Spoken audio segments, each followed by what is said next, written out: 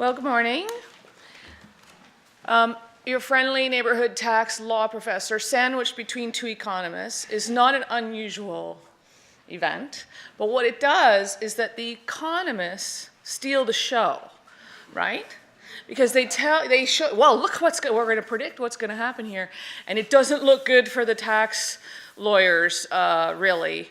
Not that great for the tax lawyers going forward, but we'll see what will happen. And one of the things that I think the economists can do for us is work with all that wonderful data that you're going to get when we go legal. But I think there's still a place for lawyers, and tax lawyers in particular, to come into this space, even though really it feels like it's like 1930s all over again for a tax lawyer. It really feels very ancient what we're doing here with the taxation of legal marijuana. So I want to just explore this a little bit by inviting you to think about what is the purpose of taxation.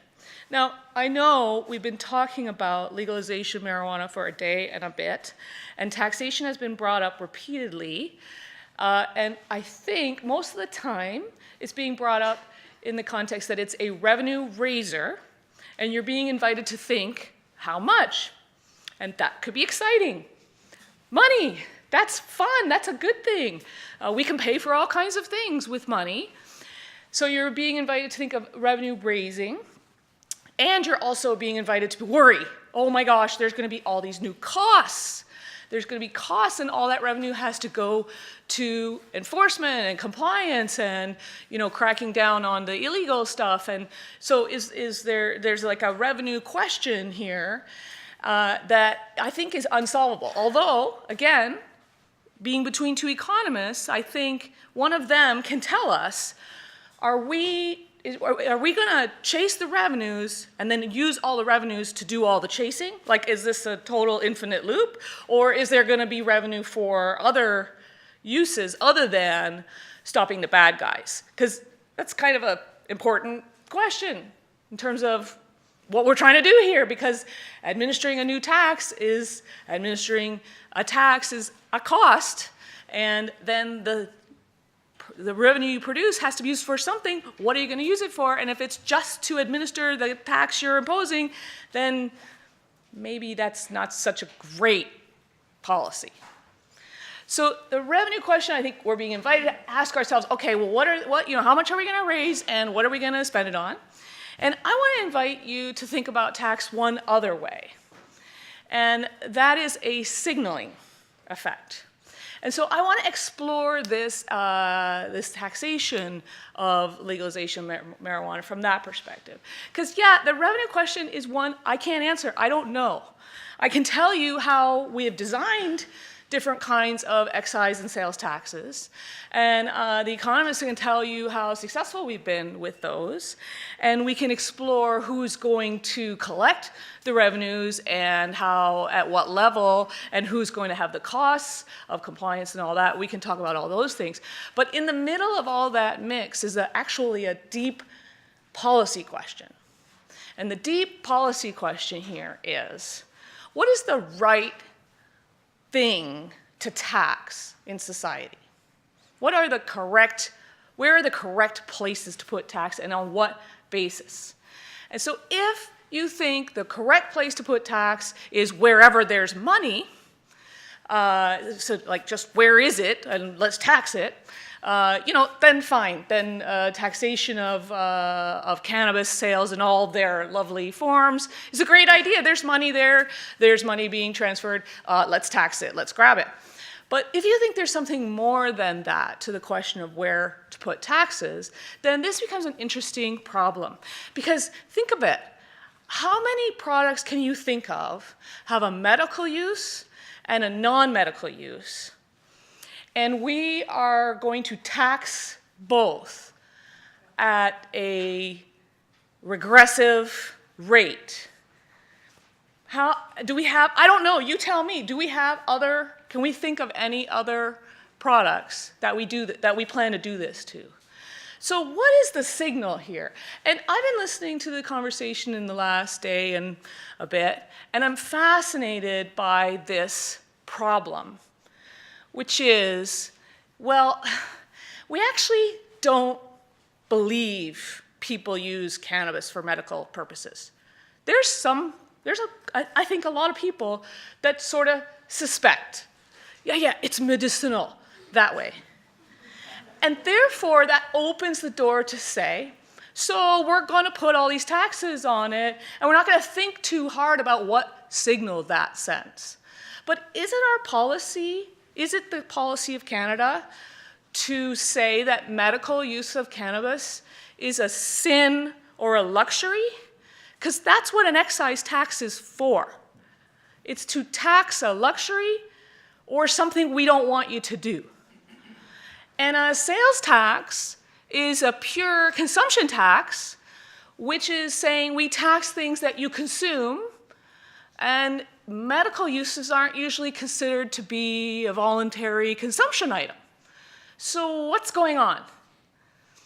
Is our basic suspicion or worry or, I don't know, doubt about what's medicinal, is this stigma that we attach to this product that we're unfamiliar with allowing us to build a tax system that ignores something that is actually real for a group of people whose voices have been pretty quiet because they don't know how to talk about this without facing social sanction? So when I think about the tax legalization and taxation put together, I don't worry too much about whether the revenue stream is going to be as expected or more a boon or less. I figure, we'll see what happens to the revenues, and governments will spend it however they will spend it. I would love it if they spent it on investment and education rather than enforcement and jail, but that's just a personal preference. Other people may differ. But I like to think about if we're going to tax something, that we're sending a signal into the world, into the universe, about what place this product has in our social fabric. And so I was really happy. Thank you so much for your talk this morning. I actually got a lot out of it. I have been reading about Uruguay's discussion. I love that you said, well, Uruguay's a little country and nobody cares about it. Actually, I think that's not true. I think we really care quite a lot about what's going on, because it's very brave to be out there where you are. And I think it's hard for governments to be brave. It's very, very hard for politicians to be brave. So good on you. And I'll say this. When you think about the project of controlling a market, and you worry about misuse and abuse, and that drives the regulation, misuse and abuse, instead of worrying about or thinking about the opportunity for public education and public health and all those things, it will lead you to this place of speculation coupled with social suspicion. Is that our goal here? So let's just think a little bit, just for a minute, about the packaging. I was so happy. Thank you for putting up the package, because it's really interesting, isn't it?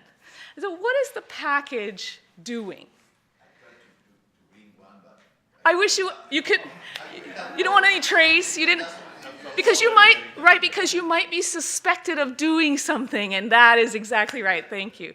So you had to show us a picture instead. That is unfortunate, isn't it, that we are there? Because look at that beautiful package that you showed us. There's a couple of things going on, and one of them is signaling. And the signal that it's sending is that this is a controlled substance for a reason. Your health is at stake when you consume this product. You should pay attention to that. And when you buy it in the park from the guy, by the phone booth, in Jean Mance, I've never bought it for him, but he has offered it to me every single day since I've been here in Montreal. I assume there is no label on that. And I assumed that could be oregano. I don't know, right? I never opened it to find out, and I'm not sure I would visually be able to tell the difference. So the package makes a big statement. It says, this is something we think you might use, and if you use, you should use responsibly.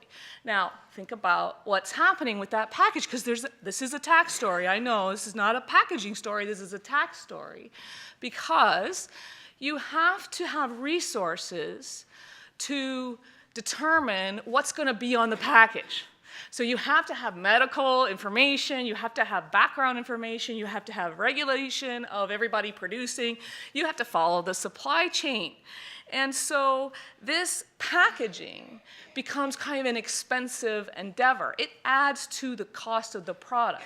So in the last presentation, thank you so much for that discussion about the very low price of marijuana and how little flexibility there seems to be if you assume not too much elasticity, right? That people will not buy at the higher price.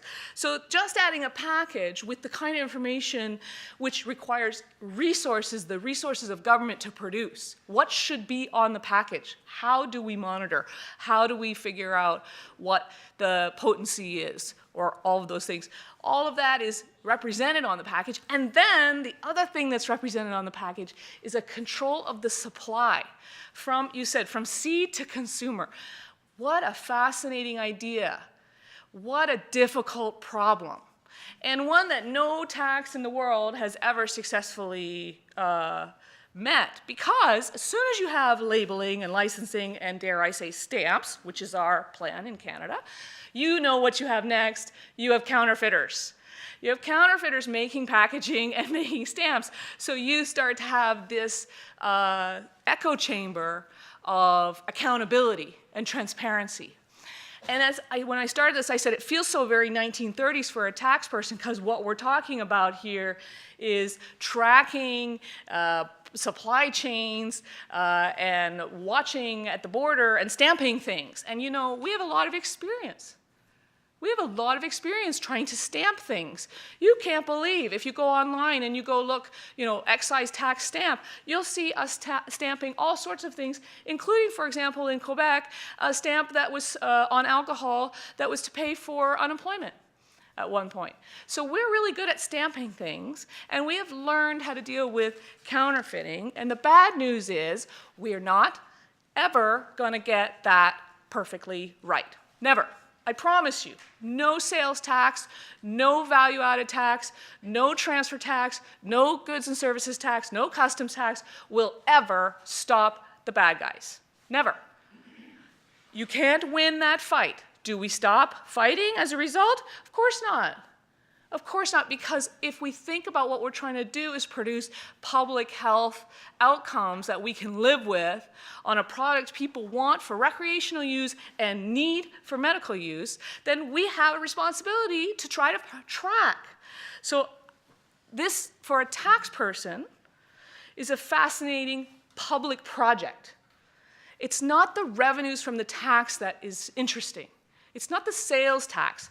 Who cares? It's like a sales tax. I don't personally think you should put a sales tax on medical use of cannabis. I get that's hard. I understand that's hard. But so what? Lots of things are hard. Lots of delineations we make in the tax law are hard. So my feeling is don't tax medical use if you could possibly help it. Excise taxes. I don't personally, get too excited about excise taxes. I see those numbers you put up there on alcohol, and I say to myself, okay, it's true that when there's prohibition, you have bootleggers and bathtub gin. And then you end prohibition and you have, 20 different kinds of beautiful gin on the shelf. And yet I know a guy with a still who was doing artisanal small batch gin. Would I drink that personally? I don't have enough information. I would not. Same here. This is the idea that somehow there's a product, a supply chain here that we want to trace. Okay, so I don't care too much about the taxes that we're putting on a specific product. But I'm thinking that what we're missing here is that there's this big public project about investing in knowing more about this product. That's scientific research and education. That's a long-term investment. It's not about tax and a cost. It's about an investment into something that we know can have harm if used improperly. We know can have harm if used by the wrong people in the wrong quantities. We know can have harm if has additives or foreign objects in it. We know all of those things. And we also know has potentially great public good. So this taxation project shouldn't just focus on how much sales tax should we put on. It should be asking how much is the government willing to invest to understand this product so that we can make fewer mistakes than we've made with other products. And I'll just leave you with this sort of last intuition about the package. Because I'm telling you, it's the most important piece of this for the public understanding of what's happening. The package represents the attempt of a government to say, to assure you, you're getting what we say you're getting. It's a consumer protection method. And if we think that we can do that, I mean, the seed to consumer project is huge. If we think we can do that, but only if everybody's involved, the banks, the financial intermediaries, the growers, the producers, the curers, the shippers, the packagers, the wholesalers, the retailers, and any kind of community. If we think we can get a hold of that, we will be doing something that we've actually never really done before.